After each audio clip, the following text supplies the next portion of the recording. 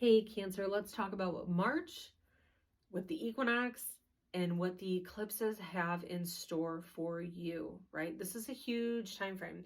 This is where we're moving from the last astrological year and moving into the new year on March 19th at the equinox. So this is always a time frame where we are ready to shed the old and move into the new. We are ready for some new things, right?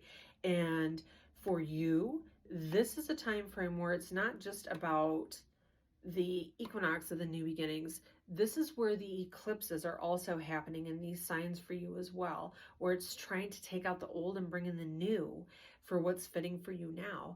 And where all of this is happening for you is in the 10th house. This is the house of life purpose, life direction, career, reputation. The judicial system falls into this one as well too. So maybe you're looking for some things to balance out and become a little bit more regulated in life, but really this is about the work that we do and why we're here.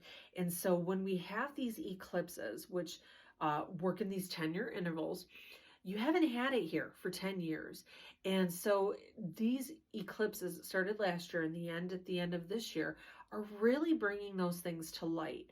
What isn't working in the work that you do, and what would make you happier doing the work that you do, right? And on the opposing side, this is going to be in the 4th house of home and family.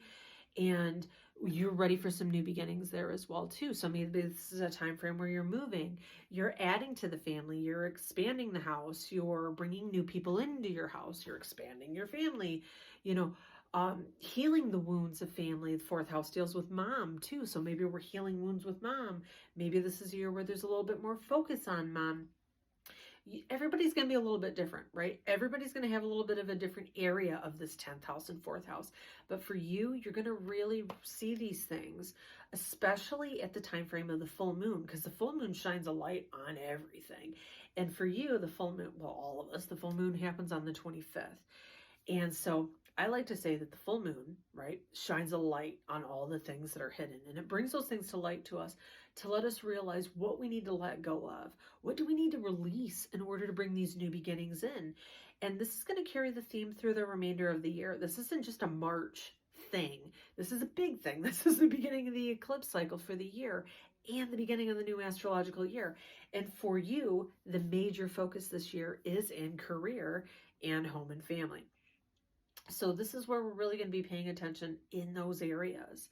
Pay attention in those couple of weeks leading up to and a couple weeks after that March 25th timeframe. Maybe you get an offer for a job, right? Maybe there's a job that came up 10 years ago that was awesome, and all of a sudden it's like, oh my God, it came back again. Or maybe this is an opportunity to move or really make some shifts and changes that are going to benefit your family. You will see what that's going to be in those time frames. So just keep your eyes open for it. What is it going to be? Like I said, this carries through the remainder of the year. This doesn't just happen right now in March. So I also like to say that March is a month where it's realizing that teamwork makes the dream work, right? We're looking at the people we surround ourselves with. Are they like-minded? This could be our friends. This could be the organizations that we work for, that we work with. Are they really fitting for who we are? And maybe it's about finding new communities that work for you. Maybe it's online community of support. Maybe it's a physical community. Maybe it's actually moving to a new area. I think that you'll find that in the power of this energy of March, you're going to get that direction and that insight.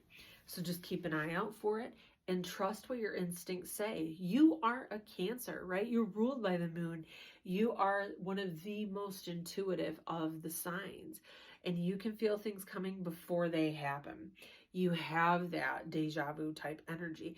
So just keep that in mind, that if it doesn't settle right in your heart, then maybe it's not something that's the best for you. But if it's something that is in your heart and it just keeps coming back and it keeps coming back and it keeps coming back, it's telling you to get outside of that comfort zone and try something different. There's always something different on the other side of being comfortable, right? On the other side of things that we've never done before. And for Cancer, that's going to be a little bit harder because you The little Cancer crabs, right? You like to scuttle away from the conflict and you like to be in your little safe caves. And that's where we stay comfortable. But I tell you what, when we stay comfortable, we're not growing, we're not changing, we're not moving. And so this energy this year is saying the more that you can get outside of that, what feels comfortable, and get on the other side of something you may have never done before, that's where the energy of shift and change is going to happen for you. So trust your gut, listen to what it says, and know that there's going to be change on the other side of it. Thanks so much for watching, and we'll see you next time.